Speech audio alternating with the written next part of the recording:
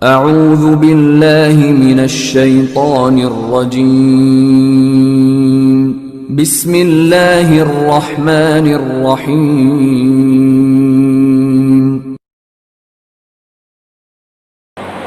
حاضرین جمعہ، بزرگوں اور عزیز بچوں، سب سے پہلے تمام قسم کی تعریف، حمد و ثنا، کبریائی اور بڑائی اس وحدہ لا شریک خالق کائنات مالک ارض و سما کے لیے ہے، جس نے ہم اور آپ کو پیدا کیا اور پیدا کرنے کے ساتھ ساتھ ہمیں ایک ایسی عظیم نعمت سے نوازا جس کا کوئی نعم البدل ہو ہی نہیں سکتا، کہ اس نے ہمیں مسلمان بنایا اور مسلمان گھرانے میں پیدا کیا۔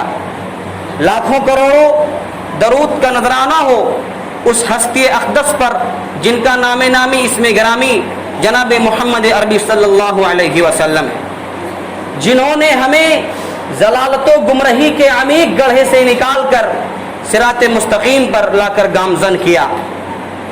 محترم سامعین، اللہ رب العالمین نے ہمیں تمام نعمتوں سے نوازا ہے، اگرچہ ہم اس کی نعمتوں کو گننا چاہیں، شمار کرنا چاہیں تو گن نہیں سکتے۔ اللہ رب العالمین کا ارشاد ہے وَإِن تَعُدُّوا نِعْمَةَ اللَّهِ لَا تُحْصُوهَا، اگر تم اللہ رب العالمین کی نعمتوں کو گننا چاہو، اسے شمار کرنا چاہو تو اسے تم شمار نہیں کر سکتے، گن نہیں سکتے۔ محترم سامعین، اللہ رب العالمین ہی کی وہ ذات ہے جو اپنے بندوں کو مال عطا کرتا ہے اور پھر انہیں خرچ کرنے کا حکم دیتا ہے، انفاق فی سبیل اللہ کی ترغیب دلاتا ہے اور بخل اور کنجوسی سے منع فرماتا ہے۔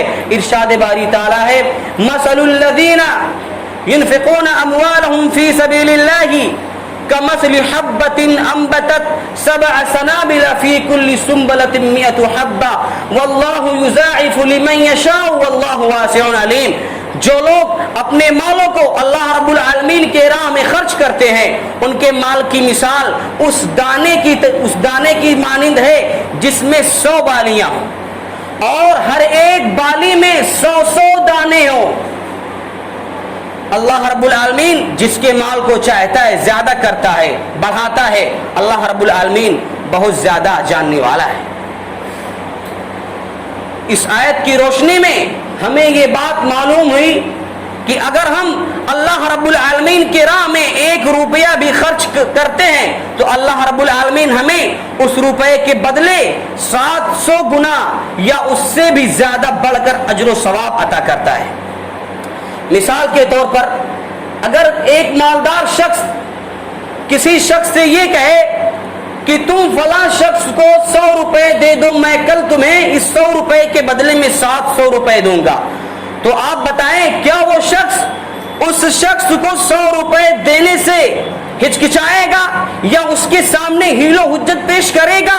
نہیں، ہرگز نہیں، کیونکہ وہ جانتا ہے، اسے معلوم ہے کہ کل مجھے اس 100 روپے کے بدلے میں 100 نہیں بلکہ 700 روپے ملنے والے ہیں۔ تو قربان جائیے اس ذات پر جو ارحم الراحمین ہے، جو پوری کائنات کو روزی دینے والا ہے، جو رزاق ہے، جو قہار ہے، جس نے فرعون کو بھی روزی دی، حامان کو بھی روزی دی، نمرود کو بھی رزق سے محروم نہیں کیا، اور وہ اپنے ہر وعدے میں سچا ہے۔ تو جب وہ اپنے بندوں سے یہ وعدہ کر رہا ہے کہ تم میری راہ میں 1 روپیہ بھی خرچ کرو گے، کچھ بھی خرچ کرو گے تو میں اس کے بدلے تمہیں 700 گنا یا اس سے بھی بڑھ کر اجر و ثواب دوں گا۔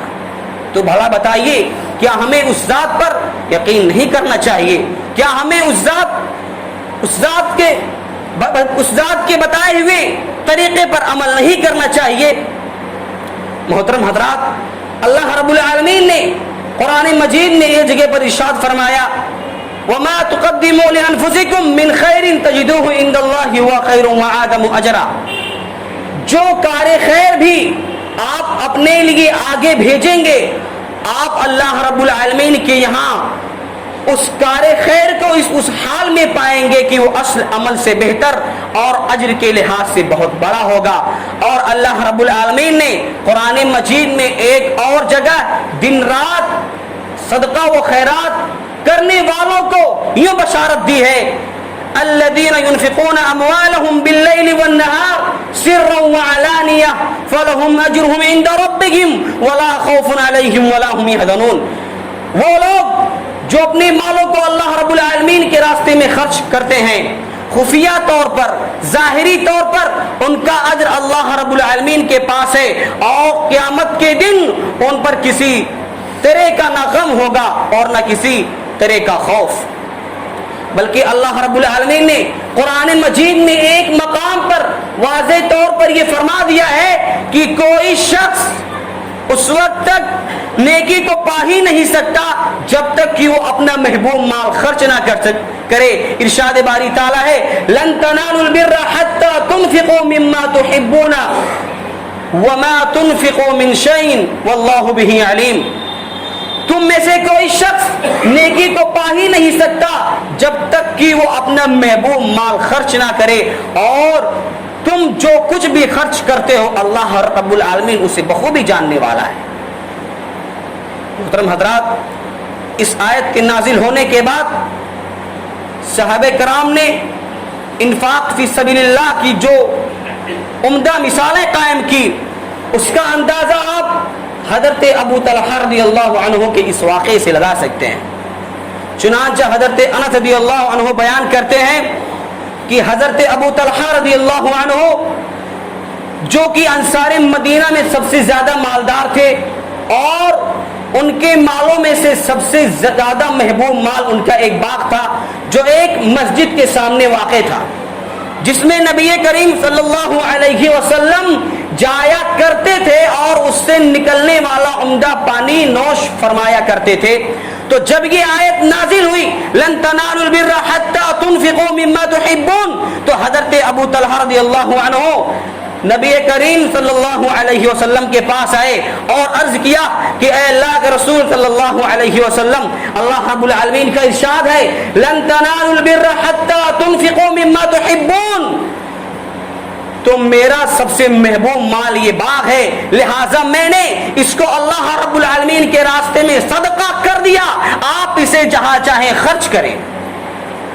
تو نبی کریم صلی اللہ علیہ وسلم نے فرمایا بہت خوب، یہ نفع بخش تجارت ہے، یہ نفع بخش تجارت ہے۔ پھر نبی کریم صلی اللہ علیہ وسلم نے فرمایا کہ میں نے سن لیا، لیکن تم اس باغ کو اپنے رشتہ داروں میں تقسیم کر دو۔ چنانچہ حضرت طلحہ رضی اللہ عنہ نے اس باغ کو اپنے رشتہ داروں اور اپنے چچیرے بھائیوں میں تقسیم کر دیا۔ محترم حضرات، یہی نہیں کہ اللہ رب العالمین اپنے بندوں کو اس کی راہ میں خرچ کرنے والوں کو ایک کے بجائے 700 گنا یا اس سے بھی بڑھ کر اجر و ثواب دیتا ہے، بلکہ قیامت کے دن جب اللہ رب العالمین بنو آدم کو اکٹھا کرے گا اور اس دن لوگوں کو ان کے اعمال کے وقت ان کے اعمال کے حساب سے ان کو پسینہ ہوگا، کسی کا پسینہ اس کے ٹخنے تک ہوگا، کسی کا پسینہ اس کے گھٹنوں تک ہوگا، کسی کا پسینہ اس کی کوکھ تک ہوگا، کسی کا پسینہ اس کے منہ تک ہوگا، اور وہ شخص جو اللہ کی راہ میں صدقہ و خیرات کیا کرتا تھا وہ اللہ رب العالمین کے سائے تلے ہوگا، جیسا کہ نبی کریم صلی اللہ علیہ وسلم کا فرمان ہے کل امرئ فی ظل صدقتہ حتی یقضی بین الناس، ہر شخص اپنے صدقہ کے سائے تلے ہوگا یہاں تک کہ لوگوں کے درمیان فیصلہ کر دیا جائے گا۔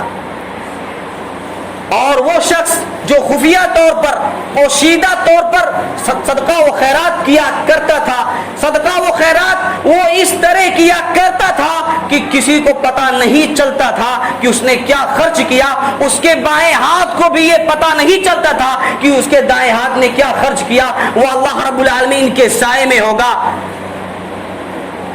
جیسا کہ نبی کریم صلی اللہ علیہ وسلم کا ارشاد ہے سبعۃ یظلهم اللہ فی ظلہ یوم لا ظل الا ظلہ، 7 قسم کے لوگ अर्श इलाही के साया में होगे। जिस दिन अल्लाह रब्बुल आलमीन के साया के सिवा कोई साया नहीं होगा, उसमें से एक शख्स वो भी है जो अल्लाह रब्बुल आलमीन के रास्ते में सदका किया करता था, और इस अंदाज से सदका किया करता था कि उसके बाएं हाथ को भी पता नहीं चलता था कि उसके दाएं हाथ ने क्या खर्च किया है। मोहतरम हजरात, यही नहीं बल्कि सदका करने वाले का माल बाबरकत होता है। अल्लाह रब्बुल आलमीन उसकी रोजी में बरकत अदा करता है, उसके माल पर, उसके बाग पर फरिश्ते आबियारी करते हैं। जैसा कि हजरत अबू हुरैरा रज़ियल्लाहु अन्हु बयान करते हैं कि नबी करीम सल्लल्लाहु अलैहि वसल्लम ने फरमाया कि एक शख्स एक सहरा से गुजर रहा था, उसने एक बादल में से उसको एक आवाज सुनाई दी, इसकी हदीक़त फलान, फला शख्स के बाप को पानी पिला दो, फला शख्स के बाप को सैराब कर दो। चुनांचा वो बादल वहां से हटकर चला गया और एक काले पत्थरों वाले जमीन पर जाकर पानी बरसा दिया, और वहां मौजूद नालियों में से एक नाली ने वो सारा पानी अपने अंदर खींच लिया। वो शख्स उस पानी के पीछे पीछे गया। चुनांचा अचानक उसने देखा कि एक शख्स अपने बाग में खड़ा है और वो अपने बेलचे के जरिए इस पानी का रुख उस अपने बाग में कर रहा है। तो उस शख्स ने उस आदमी से पूछा कि ऐ अल्लाह के बंदे, आपका नाम क्या है? तो उस आदमी ने, उस शख्स ने अपना नाम बताया, अपना वही नाम बताया जिसे उस शख्स ने उस बादल में से वो नाम सुन रखा था। तो उस आदमी ने कहा कि अल्लाह के बंदे, आप मेरा नाम क्यों पूछ रहे हैं? तो उस आदमी ने कहा कि उस बादल में से मैं आपका वही नाम सुन चुका हूं जिस बादल ने आपके लिए यहां तक पानी पहुंचाया है। आप जरा बताएंगे कि आप इस बाग के लिए क्या करते हैं? तो उस आदमी ने कहा कि आपने जब मुझे इतना बता ही दिया है तो मैं भी आपको बता देता हूं कि मैं ये करता हूं कि इस बाग के फल को मैं 3 हिस्सों में तकसीम करता हूं। पहला हिस्सा सदका करता हूं, दूसरा मैं और मेरे बच्चे खाते हैं, तीसरा हिस्सा मैं इसी बाग के खर्च में लगा देता हूं। मोहतरम हजरात,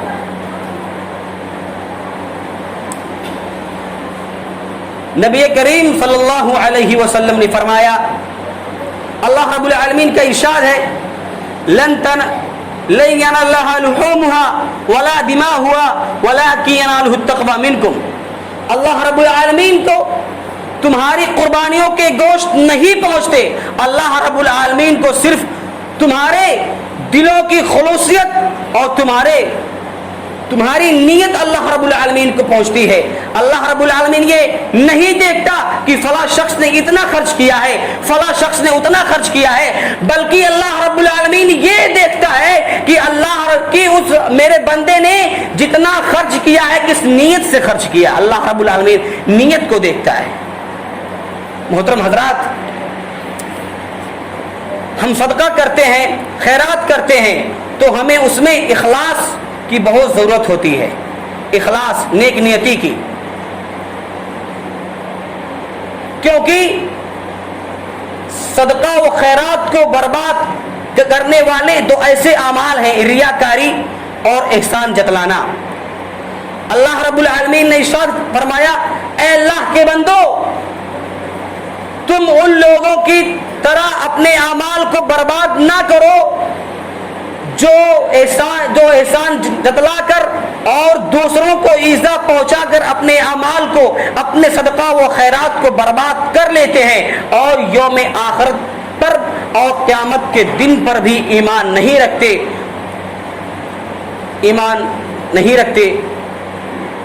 और अल्लाह रब्बुल आलमीन ने उनके माल की मिसाल उस चट्टान की तरह दी है जिस पर थोड़ी सी मिट्टी हो